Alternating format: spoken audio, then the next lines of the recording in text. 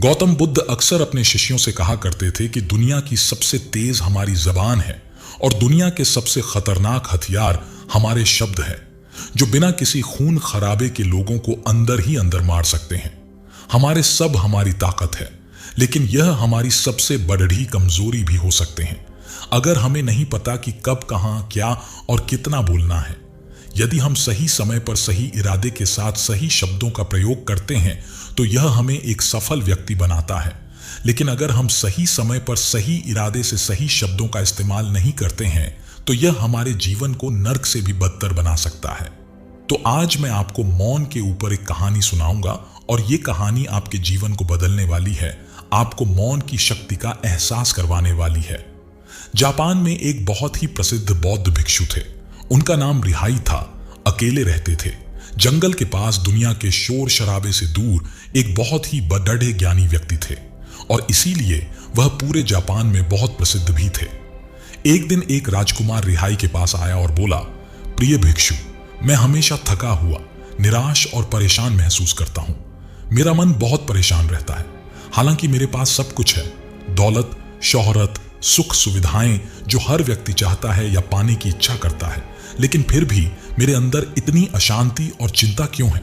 रिहाई ने कहा, इस प्रश्न का उत्तर तुम जानते हो, बस तुमने कभी इसकी तलाश नहीं की। रिहाई ने आगे कहा, मैं एक प्रयोग करना चाहता हूं, क्या तुम करना चाहोगे? इस प्रयोग के बाद तुम्हारे जीवन में किसी भी तरह की अशांति और चिंता नहीं रहेंगी। यह सब सुनकर राजकुमार बहुत हैरान हुआ। उसने रिहाई से कहा, बताइए, मुझे करना क्या है? अपने मन की शांति के लिए मैं कुछ भी करने को तैयार हूं। रिहाई ने एकदम शांत स्वर में उत्तर दिया, अगले 10 दिनों तक तो मेरे आश्रम में रहोगे और एक सामान्य व्यक्ति की तरह अपना जीवन व्यतीत करोगे और इन 10 दिनों तक तुम एकांत में अकेले मौन बैठे रहोगी। जितना हो सके कम बोलोगे। राजकुमार रिहाई की बात से सहमत हो गया। पहले दिन राजकुमार को लगा कि उसका मन सामान्य से अधिक अशांत और विचलित है। उसके मन में तरह तरह के प्रश्न उठ रहे थे और वह आम लोगों की तरह जीवन जीने में असहज महसूस कर रहा था। उसके अंदर से बोलने की प्रबल इच्छा उठ रही थी, लेकिन वह मौन रहा। उसके मुंह से कुछ नहीं निकला, एक शब्द भी नहीं है, बस चुपचाप बैठा रहा। लेकिन रात होते होते उसे अंदर ही अंदर शांति का अनुभव होने लगा। उसके लिए यह अनुभव अजीब था।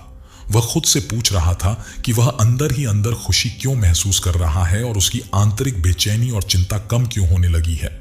अगले दिन राजकुमार एकांत में चुपचाप बैठा प्रकृति को निहार रहा था। पौधों को, फूलों को, आकाश में उड़ते रहे पक्षियों को वह अपने जीवन में पहली बार महसूस कर रहा था कि उसके आसपास दिन भर प्रकृति की सुंदरता को देखता और उसकी शांति को महसूस करता रहा। इस तरह से एक हफ्ता बीत गया और अब तक उसके मन की सारी बेचैनी, सारी हलचल, सारी उथल पुथल और सारा तनाव एकदम गायब हो गया था। 8वें दिन की सुबह राजकुमार फिर से एकांत में बैठ गया और कुछ ही मिनटों में उसकी आंखें अपने आप बंद हो गईं और वह गहरे ध्यान में चला गया। वह पूरे दिन वही आंखें बंद किए बैठा रहा और गहरे ध्यान में डूबता चला गया। ना कोई शब्द, ना कोई चिंता। राजकुमार भीतर से असीम शांति और आनंद से भर गया। राजकुमार अपने बाकी के 2 दिन इसी तरह गहरे ध्यान में व्यतीत करने के बाद 11वें दिन रिहाई के सामने प्रस्तुत हुआ और रिहाई को प्रणाम करके बोला, प्रिय भिक्षु, मुझे उत्तर मिल गया कि मेरे मन में इतनी उथल पुथल और चिंता क्यों थी। मैं जान गया कि मेरा मन इतना अशांत और विचलित क्यों था। रिहाई ने मुस्कुराते हुए पूछा, बताओ, क्या उत्तर मिला तुम्हें? राजकुमार ने कहा, मैं आवश्यकता से अधिक बातें करता था। मैं किसी पर भी अपने शब्द और ऊर्जा व्यर्थ करता था। मैं दिन भर अपने लोगों से फालतू की बातें करता रहता और फिर उन्हीं के बारे में अकेले में सोचता रहता और ज्यादातर समय नकारात्मक की सोचता। इस तरह मैं बस अपना समय बर्बाद कर रहा था। ज्यादा बोलने और नकारात्मक सोचने की वजह से मेरा मन अशांत और बेचैन हो गया और इस वजह से मैं किसी भी चीज पर ठीक से काम नहीं कर पा रहा था, जिससे फिर मैं लगभग हर काम या असफल होने लगा और फिर इन लगातार मिलने वाली असफलताओं की वजह से मैं और भी उदास और चिढ़ा हो गया और इसने मेरे जीवन को नष्ट कर दिया। लेकिन ये 10 दिन पूरी तरह से अलग था।